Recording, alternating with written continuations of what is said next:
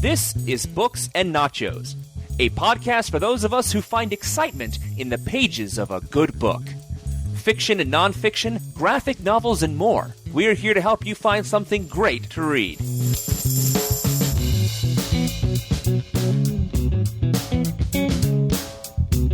Hello, and welcome to Books and Nachos, the Venganza Media podcast about all things in print. I am your host, Stuart in LA, and we are back still talking about Hannibal Lecter all month long. We're on to what I would call our main course, The Silence of the Lambs, the second novel in the four-part Hannibal Lecter series. It was published in 1988, which makes it coming 7 years after Red Dragon, and 2 years after the failure of the movie adaptation of Red Dragon called Manhunter. And while you might think that they wouldn't be excited to make a movie of Silence of the Lambs given the box office failure of the last movie, it's easy to see why anyone that would spend the time reading the novel could see how much better it is. I really feel like they've perfected the formula here, that Thomas Harris has taken the strengths of what he started with and really tightened it, and that we basically have the same formula. It's essentially the same story as the last time. We have a criminal profiler, we have Lecter as a caged advisor, and we have a on-the-loose serial killer. But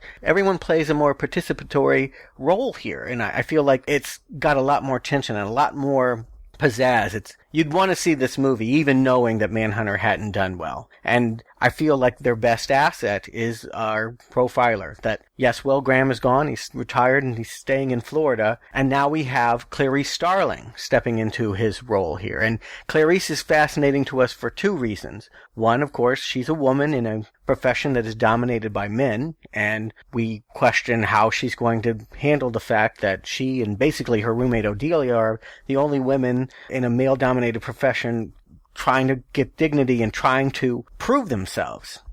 And the other part of this is she's a trainee. It's not just that she's new to the force, she's still learning. She has not graduated yet. She has forensics in her background, and that's why Crawford brings her onto the project. That, and, he's got a little bit of a crush, too, but that comes later. But it's her forensic background that catches his eye, but she doesn't have the police work, really. She's, firing a gun, all of this. Her dad, it's explained that he was a marshal, but basically a night watchman. She claims to have service in her background, but it's pretty thin, and she knows it, Crawford knows it, and she's really only there because Crawford has need of her as a woman. He has objectified her, and he has put her into harm's way by sending her into the Baltimore sanitarium where Hannibal Lecter is being kept and asking her to deliver a survey. So right away, our heart is going out to her because she may not be as capable as Will Graham. We don't know yet. We feel for her. She may be in and over her head. And of course, what she's really going to be discovering, what she's really here to do, is to get information to stop a killer of women. A murder of women that are more or less just like her. They're overweight, but essentially they are women from poor backgrounds who are preyed upon, that this nicknamed Buffalo Bill is kidnapping, keeping in his clutches for a week, and then skinning them and dumping their bodies in a river. And so what we're really going to see here is a story of her ability to triumph and to use what is considered a negative, her feminine side, to actually unravel a mystery that has not been cracked by the men that she is working for. And like in Red Dragon, there's no real connection between the 6 women that have turned up so far, that they didn't know each other, they were from different parts of the country. Here, it's really Clarice's job to find those connections, and she has to turn to Lecter to help her see them. Now, it should be emphasized that in the novels, I think it's less clear in the movies, but in the novels, Lecter is a killer of women, that by and large, the people that he's murdered have been co-eds, and he is not necessarily, I think we think of him as a charming gentleman, and maybe more genteel to women than men, because of his preference for kindness, to his avoidance of being rude. But it's a heavy subtext here that a pretty young co-ed is essentially being sent in as bait to the lion's den. We're not sure what to think of her. Crawford has underestimated her. Lecter is objectifying her and taunting her from the beginning.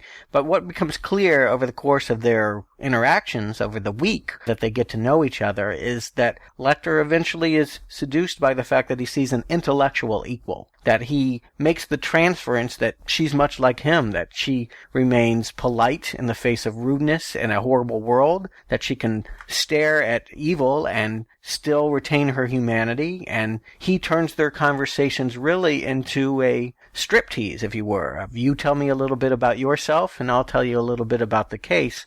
And in doing so, you get the sense that love's a strange word to use when you're dealing with madmen, but you get the sense that there is a transference, and that there is a camaraderie that we didn't get the sense of when he was speaking to Will Graham, that with Will, he was angry at him that he had been caught by this man. He resented him. But here, he very much would like to get out and to get to know her, and that's sort of where this heads. I actually found that the movie of Silence of the Lambs has been incredibly faithful to this novel. There are many, many similarities, more so than Red Dragon's adaptation into Manhunter. I'm not quite sure if Brett Ratner's Red Dragon is more faithful. I haven't revisited that movie yet. But in this circumstance, I really feel like the screenwriter Ted Talley did a great job of translating what's here on the page, and he's gotten many details identically. That said, there's always nice embellishments when you go back and you read ephemeral things that just can't translate to a movie that are here in the book. One little detail I love is the way that they've expanded upon Lecter's rivalry with his jailer, Dr. Chilton. Chilton is sort of this vain, arrogant man that he uses Lecter as a tool to try and further his status in the intellectual community. And there's a funny bit of business about how he actually hooked Lecter's penis up to a blood pressure machine and tried to conduct all of these tests to prove his madness in a way that had not been documented before. And really all that happened is Lecter, who still gets published in medical journals, wrote about the humiliations he endured in the sanitarium and ended up writing a very negative piece about the way that business is run. So it backfired on Chilton. He ended up looking like much more of an ass than he was counting on looking like the hero here. And that's really the back and forth struggle. That's really the biggest reason why Lecter is almost hesitant, I would say, to participate with this case.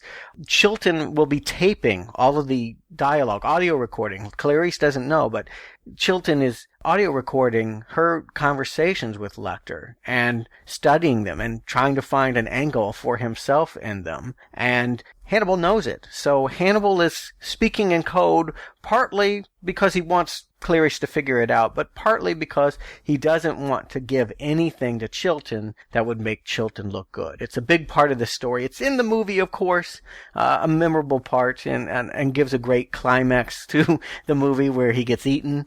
Here, it's much more expansive, and it's much more enjoyable, the little details and moments we get between Lecter and Chilton. The book, I don't think, actually makes it clear that he finds and eats him after he gets free. I think that's just sort of a quote-unquote happy ending they give for the movie, a little last laugh, but it's very clear that Lecter gets revenge on those that hurt him. I'm really starting to learn that that's how Lecter thinks. Revenge for him is fun. It's poetic fun. And really the point of it all is that he doesn't enter into a situation without him thinking how to best take advantage for himself and how to get back at the people should they betray him. And right from the get-go, right before the story's even started, he's already humiliated Chilton and set up a really difficult circumstance for Clarice to work under. And of course, Hannibal has been working all of this time on escaping. In the movie, they sort of set it up that it's one pin erroneously left by Chilton that gets Lecter to fly the coop, but it's actually taken a lot more work in the book. He's amassed little bits and pieces over time and stuffed them under his mattress. A paper cup there, a little something there, a doodad. He's creating a lockpick. Nobody knows that he has this thing, but it may not even look like a lockpick if you were to find it once one of the interns like Barney is cleaning the room. But that's what he's really been working on. It isn't a moment of inspiration, but he is hoping to use these dialogues with Clarice to this advantage. I do think that it's part of the reason why he keeps her talking and keeps working with her is that he thinks that he might be able to finally engage with his escape plot. One of the things that's made clear pretty early on in the dialogues with Clarice is that Hannibal Lecter knew the Buffalo Bill killer in his former life as a shrink, that he had one session with him, that he was referred to him by another patient, a longtime patient named Benjamin Raspail. Benjamin Raspail is a flutist who was depressed, homosexual, living in San Francisco, had a Swedish lover named Klaus. Klaus was beheaded by Buffalo Bill, it ends up being, and Benjamin keeps his head in a jar. In the movie, this plays a little bit differently. We find out that the head in the jar is Benjamin Raspail, and that they imply that Buffalo Bill was his lover that killed him. It shortens things, it gets things moving faster in the movie, which is very important. Pacing is much more important in a movie than a book. But I think the backstory makes a lot more sense, is a little less hysterical, maybe a little less homophobic in the book. We just understand more that the Buffalo Bill character is not a predatory homosexual, but in fact a very disturbed person whose gender discomfort has led him into the gay community, but not having affairs. He is not dating Benjamin Raspail, and really he's not someone to be trusted. Even before Klaus is killed, Benjamin and Klaus have witnessed some monstrous things. There's talk about things that Buffalo Bill did to a vagrant with the skin, and they were there to witness the early transformation that Buffalo Bill is trying to go through, that we will find out through the course of the novel that by killing, he is trying to transcend his gender and his body. And I should also point out, I really like the idea that it's Lecter that killed Raspail.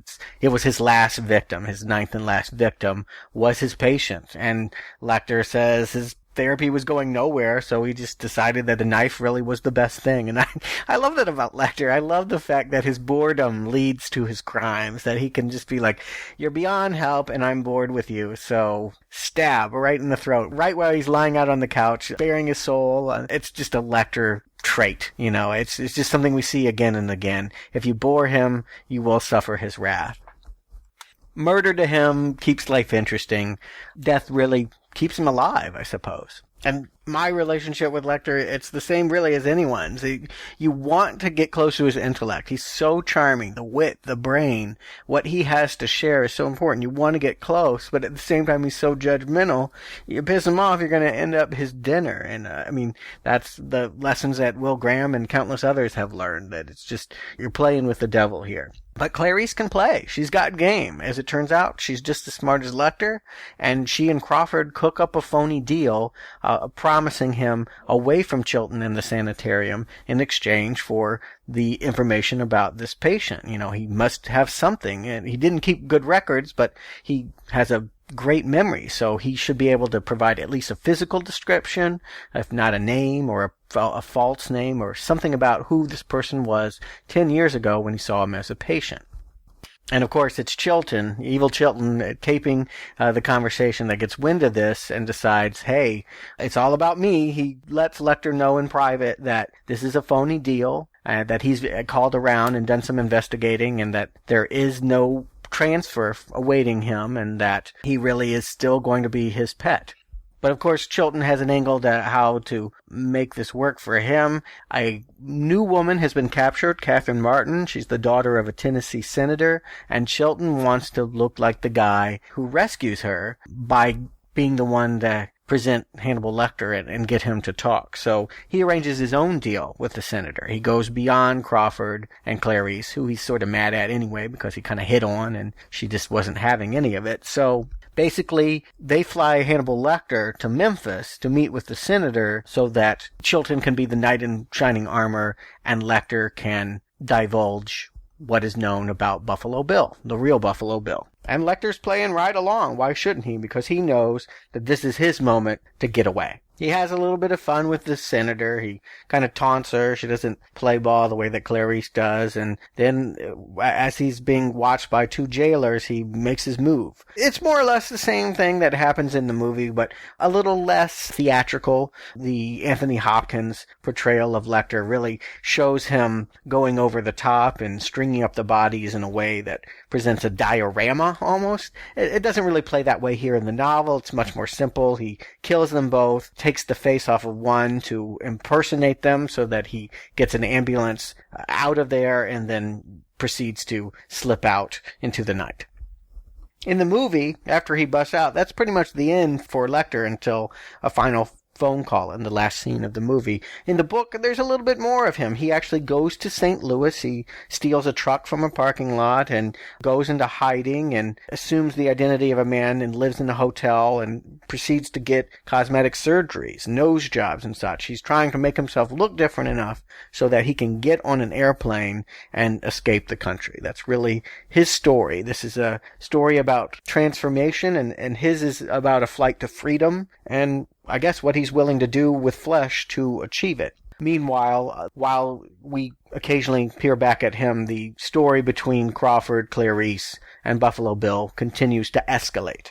Now, it's revealed that Buffalo Bill, that was the name given to him by cops who were joking that he skins humps, but truly his birth name is James Gum. That's pretty much like the movie. Once we start learning more about him, though, it doesn't really overtake the story. My complaint about Red Dragon was that once we learn that Tooth Fairy / Red Dragon is Dollarhide, the whole novel really switches to him. He becomes the focal point for all. And here, I feel like we still are really following Clarice, and to a much lesser extent, Lecter, in these later parts of the novel. And we get enough of his backstory to understand him, but it feels less detailed. One thing that I really like, though, that's not in the movie, the bug guys. They start finding that there are bug cocoons in each of the victims' throats, and they pull them out. She brings it to the Smithsonian, and there is a scientist who defines the bug cocoon as what he calls an imago. I-M-A-G-O. Imago is a winged insect, like a moth or a butterfly or what have you. There's also a psychoanalytic term for an imago. It has a different meaning, and that dual meaning is sort of the metaphor that's playing out here, that an imago is both a winged insect, and it is also your unconscious impression, first impression of your parents. So however you were treated by them when you were being held as a baby or abused or anything you might have witnessed, that's imprinted on your subconscious, and that imago exists with you and stays with you. And what they're trying to get at here is that James Gum seems his butterfly-like transformation into a transformation back into that state, that he is obsessed with his mother, and that he may even kind of want to become his mother, that he has been screening all of these weird old newsreels of beauty pageants and sex films, and he sees his mother in them. He's like, there she is, and he's got his little dog, and they watch these films at home, and it's not entirely clear whether that really was his mother's story, whether she really did have this depraved other life, or whether that's just what he's projected into these movies that he's found. But for whatever reason, he is using that impression to fuel his fantasy and to fuel his transformation, like a caterpillar into a butterfly. It's not all there, but we get just a stronger sense of what's driving the woman suit, the need to actually change his body into a woman. It doesn't just come from gender discomfort. It comes from really a sense of parental longing and abuse that less defined than Red Dragon, but still quite evident. That's James Gum's transformation. I feel like the transformation is more fluid in all the characters, something that's not in the movie, as well as Jack Crawford. The attraction that he has for Clarice is largely unspoken but quite evident, both in the movie and on the page. But in the book, they've given him an added subplot. His wife has been dying for some time of inoperable cancer, and that at a certain point when she passes, it forces him to personally step down from the case. And that's sort of leaving Clarice alone. It functions in the novel as yet another mentor that steps out of her life. Lecter has escaped, and Jack Crawford has to go bury his wife, and now she is really all alone to not depend on the men and to go figure it out and trust her own instincts to solve the case. And that works for her storyline. But for his transformation, it also works very well, because when he returns into the story at the end, he has a new empathy for Clarice. Much like Lecter could see her as an equal, he sees her as an equal because he knows her backstory about losing her father. It's her worst memory. It's something that she talked about in the quid pro quos with Lecter that get audio taped. And he has a similar experience losing his wife, and I think that the grief that they mutually share and their need for justice allows him to see her as a professional and not just, hey, a chick we can use to solve this case. I think that he adjusts his attitude in a nice way that isn't just not quite as there in the movie. That's nice to see here in the written word. Of course, the most important transformation is for Clarice to step up and be the FBI agent that she's studying to be. That it's really important in this last part of the story that she figures it out and that she fulfills a destiny that she started really at a young age. Part of how she was able to work with Lecter is that she had to divulge really her story, what led her into the profession. And it's a pivotal moment, and the reason why it's called Silence of the Lambs is that she came to live at her uncle's after her father died, and he was on a horse and sheep farm, and that she was so traumatized by the spring slaughtering of the lambs that she decided to do something about it, that she couldn't abide by the idea that these lambs could scream and die such a horrible, agonizing death. And she wasn't much older than the lambs she was trying to save, but the point is that she has been this child on the run trying to stop the screaming of innocence, and now she is in the perfect position to fulfill that destiny. She was too young to save the lambs, and it was slaughtered, the one that she ran away with carrying in the middle of the night, but now she has the opportunity to fulfill this destiny and to save Catherine Martin. And she succeeds. It's just as exciting as it is in the movie that she gets to the house of old Mrs. Lippman and finds that James Gumb is there, and that she has to use her skills and her gun to save Catherine Martin, who's trapped down in a well at the basement of the house, and to execute the killer. She can't wait for backup and follow procedure because Crawford and the other men have flown to Calumet City on false information, basically. Or rather, it's good information that they have falsely presumed is current. I think one of the things that isn't clear when you watch the movie is what exactly has transpired, what course of events has led James Gumb to be in this house. We do learn that in the book that he was a tailor for a Calumet City business called Mr. Hyde Incorporated, and that alterations from Mr. Hyde Incorporated were sent to Belvedere, Ohio to a Mrs. Lippman, and that Frederica Bimmel, the first victim, worked with Mrs. Lippman to do those alterations, and that they would have correspondence with James Gumb. That's kind of their history together, and it must have been good enough that when Mrs. Lippman passed, she gave the deed to the house to James Gumb, or he got wind of it and just took the house over without anyone investigating. But regardless, that's how he came to live in the house and why the FBI didn't know he was in the house. They went to his real house in Calumet City. They didn't know that he had changed location. So again, it was good information, but it wasn't current. And that's why Crawford is not there to help Clarice, and it's for her to save the day. I really like that Thomas Harris gets in another jab at tabloid journalism here, too, right at the end. The audio cassettes that Chilton has taped between Lecter and Clarice are actually released commercially to the public on cassette called The Velvet Talks. This becomes a sensationalized story, and people actually buy the cassettes to hear the trainee talk to the madman, and all of those intimate details, all those things that she thought she was just confessing to one man becomes public knowledge. You know, this was the last novel, the paper that Freddie Lowndes ran, and, you know, he took pictures of Will Graham's colostomy bag and published it. They're still up to their old tricks. It's probably worth mentioning the fact that Thomas Harris worked for a lot of newspapers. He covered crime beats for a lot of newspapers, and this probably is a very personal little detail that he's including, but we don't know why. He doesn't do interviews. There's not a whole lot of information as to the hows and whys Thomas Harris chooses the details that he does, but this does feel like a funny, very knowing jab at tabloid journalism here, coming right at the end. Wrapping it up, Lecter is getting his silicone. Barney, his caretaker from the hospital, is actually getting an endowment of money that Lecter sends him. Chilton is getting a threatening letter that makes him ask for FBI protection. And Clarice is graduating. You know, for a while there, it looked like they may not even allow her through the program, that they might have used and thrown her away, but she does graduate with honors. And she hooks up with one of the bug guys to boot. She gets a boyfriend out of it. Dr. Pilcher, the man that helped her with the imago and the death head moths, he's in her bed as the novel concludes. And unlike in Red Dragon, where I really felt like things were wrapped up. Well, Graham's story was told and there wasn't anything more to say.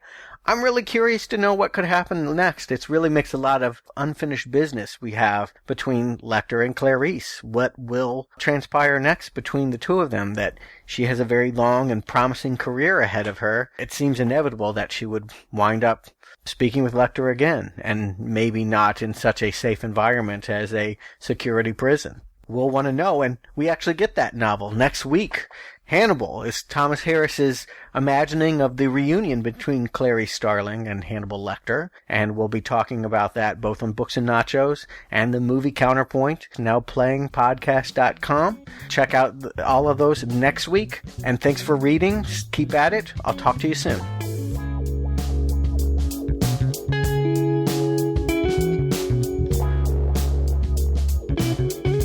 Thank you for listening to Books and Nachos. If you enjoyed this podcast, please leave us a review on iTunes, and you can catch back episodes at our website, booksandnachos.com. The music for Books and Nachos is The Right Prescription by Chai Weapon, which can be downloaded at podsafeaudio.com. Books and Nachos is copyright 2011, Venganza Media Incorporated, all rights reserved.